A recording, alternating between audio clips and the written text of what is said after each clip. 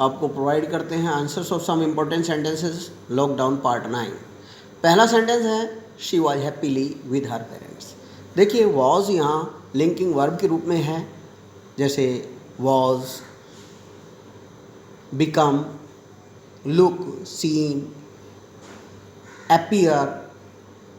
इन verbs के साथ adjective का प्रयोग किया जाता है जब तक कि विशेषता इन वर्ब्स की ना होकर के इनके सब्जेक्ट की विशेषता हो, और इन वर्ब्स की विशेषता हो तो एडवर्ब का प्रयोग ही होता है। लेकिन यहाँ विशेषता किसकी है? शी की विशेषता है, तो क्या होगा? शी वॉज हैप्पी, ना कि हैप्पीली। तो आपका हो जाएगा she was happy with her parents. और दूसरा वाक्य है आपका the tiger is the most ferocious of all other animals. देखिए नियम है कि सुपरलेटिव डिग्री के वाक्य में अदर का प्रयोग नहीं किया जाता है, तो यहाँ से अदर ओमिट हो जाएगा। तो the tiger is the most ferocious of all animals. तीसरा वाक्य है the more it is dangerous more I like it. देखिए यदि वाक्य की दोनों क्लॉजेज में कंपैरेटिव डिग्री आई हो और वहाँ पर उनका हिंदी में तात्पर्य जितना और उतना से हो, तो दोनों क्लॉजेज में कंपैरेटिव डिग्री से पहले द का प्रयोग किया जाता है। तो यहाँ पर क्या हो जाएगा? The more it is dangerous the more I like it. जितना अधिक यह खतरनाक होता है उतना अधिक ही मैं इसे पसंद करता हूँ। कोमा बाद में।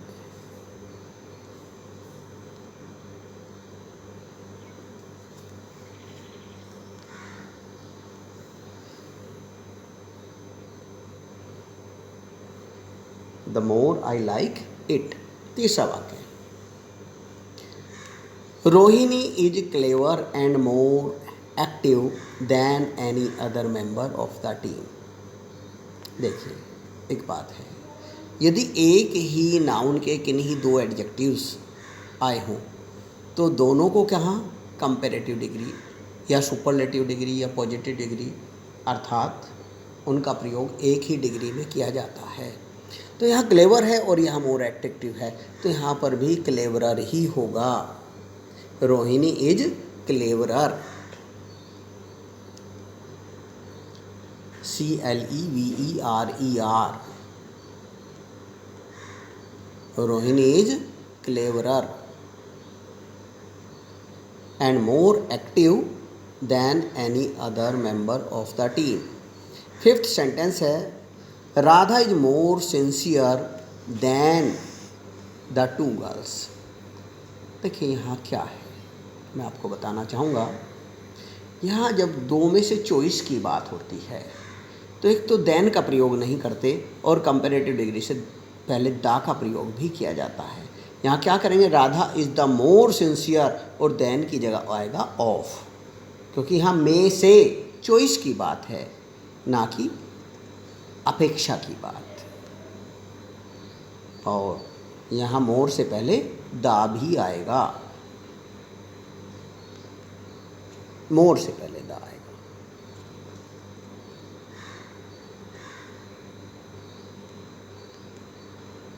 तो सेंटेंस क्या बन गया आपका?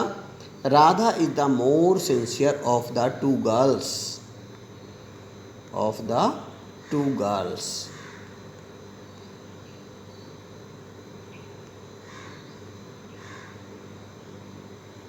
Sixth sentence, all of us know that he is one of the richest men in this town। ध्यान रहे, अब से पहले वीडियो में भी आपको बताया था one of, some of, either of, neither of, many of के बाद आने वाला नाउन प्लूरल होता है, तो MAN नहीं MEN होगा यहाँ पर।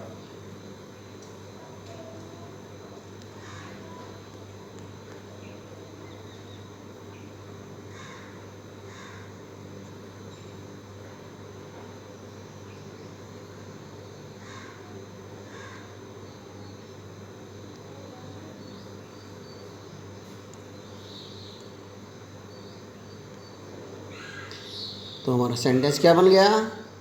राधा सॉरी सिक्स सेंटेंस है, all of us know that he is one of the richest man in this town. Seventh sentence हुआ, all of us felt that the pen he has purchased was the most unique. देखिए एक बात है, all of us felt, यहाँ पहली clause आपकी किस में हो गई, पास्ट में हो गई, तो इसके बाद वाली क्लॉज भी यानी कि नाउन क्लॉज भी, यदि प्रिंसिपल क्लॉज पास्ट में होती है तो नाउन क्लॉज भी किस में जाती है, पास्ट में जाती है।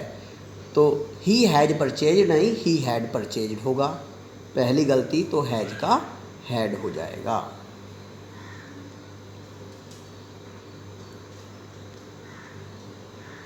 और यूनिक, परफेक्ट, कंप्लीट, चीफ आदि कुछ ऐसे एडजेक्टिव्स हैं जिनसे पहले मोर या मोस्ट का प्रयोग नहीं किया जाता है, अर्थात इनकी कोई कंपैरेटिव या सुपरलेटिव डिग्री नहीं होती है, ये अपनी पूर्ण अवस्था में होते हैं।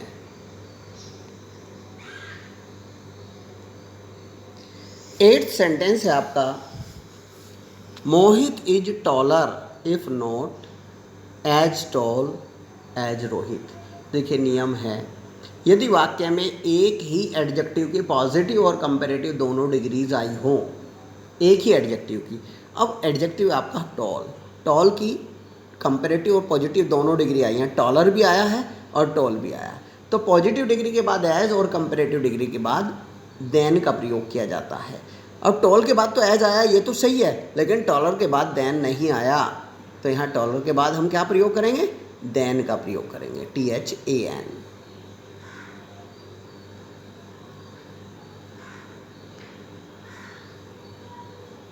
THAN। इसी प्रकार से आपका नाइन्थ सेंटेंस है, Mohit is as tall if not taller than Rohit. देखिए एक बात, टॉल के बाद एज नहीं है, टॉलर के बाद देन है, तो यहाँ पर हम टॉल के बाद क्या लगाएंगे, as.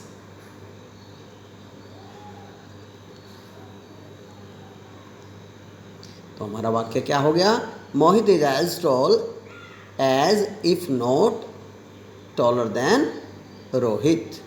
Tenth sentence, India is as rich even if not richer than Australia. देखिए रिच और रिचर एक ही एडजेक्टिव की दोनों डिग्री हैं, रिचर के बाद देन है, रिच के बाद क्या आएगा, एज आएगा।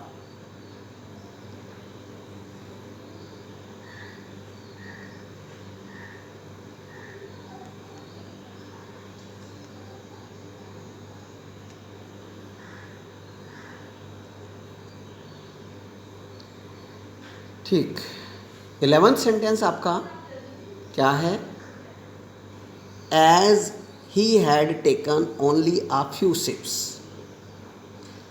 There was still few water left in the glass. देखिए सिप्स काउंटेबल हैं, ठीक, तो यहाँ फ्यू सिप्स सही है, लेकिन वाटर जो ग्लास में है वो काउंटेबल नहीं है, वो क्वांटिटी में है ना कि नंबर में, तो यहाँ फ्यू न आकर के क्या आएगा, ए लिटिल आएगा। यहाँ वाटर से पहले, सिप से पहले तो फ्यू सही है, लेकिन वाटर से पहले फ्यू ने आकर के क्या आएगा, ए लिटिल आएगा, ए लिटिल। इसके बाद आपका 12th सेंटेंस है क्या, the two first rows in the auditorium were reserve for the guest. देखिए ऑर्डिनल का प्रयोग न्यूमेरिकल से पहले किया जाता है। अब ऑर्डिनल क्या होता है, the first, the second, the third, the fourth, और न्यूमेरिकल इसमें क्या है, 2 3 4 5। तो फर्स्ट का प्रयोग किससे पहले किया जाएगा, 2 से पहले किया जाएगा, तो यहाँ हो जाएगा द फर्स्ट 2, द फर्स्ट 2 होगा, ना कि 2 फर्स्ट, द फर्स्ट 2।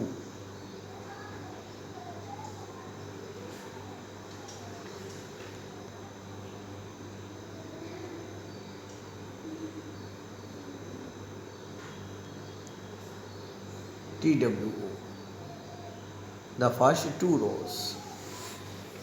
तो हमारा सेंटेंस क्या हो गया? The first two rows in the auditorium were reserve for the guest. 13th sentence, no less than 50 passengers. देखिए पैसेंजर्स क्या है? नंबर में हैं, तो यहाँ क्या आएगा? नो फ्यूअर देन, लेस नहीं आएगा, क्योंकि नंबर को क्या क्वालिफाई करता है? फ्यू, और क्वांटिटी को क्या क्वालिफाई करता है? लेस। और पैसेंजर्स किस में है? नंबर में, तो no fewer than. 14th sentence, there are 50 passengers fewer in the train today. देखिए यहाँ पर भी पैसेंजर्स नंबर में ही हैं, इसलिए फ्यूअर सही होना चाहिए, लेकिन सही नहीं है। उसका एक रीज़न है, नियम है, क्या है? Numerical adjective plus noun is followed by less. Numerical adjective क्या हो गया आपका? 50, पैसेंजर्स हो गया नाउन, के बाद क्या आएगा? लेस आएगा, ना कि फ्यूअर। ठीक, इसके बाद है 15th सेंटेंस आपका, be respectful to the older members of the family. देखिए एक ही परिवार के सदस्यों के लिए ओल्डर का प्रयोग नहीं किया जाता। जब बात ब्लड रिलेशन की होती है तो वहाँ पर ओल्ड, एल्डर और एल्डेस्ट का प्रयोग किया जाता है। तो यहाँ पर क्या आएगा? एल्डर आएगा, ना कि ओल्डर।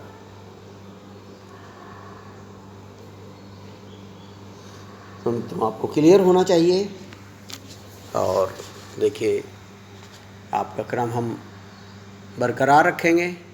आप भी ध्यान रखिए कि वीडियो को शेयर करते रहिए अपने मित्रों में, क्योंकि लॉकडाउन का टाइम है, आपके कोचिंग सेंटर खुले हुए नहीं हैं, इसलिए हम सोच रहे हैं कि आपके पास अधिक से अधिक सामग्री हम पहुंचाते रहें। और भी आपको जिस चीज़ की आवश्यकता है कमेंट में लिखते रहिए, हम आपके साथ पूरे लॉकडाउन के पीरियड बने रहेंगे। Thank you.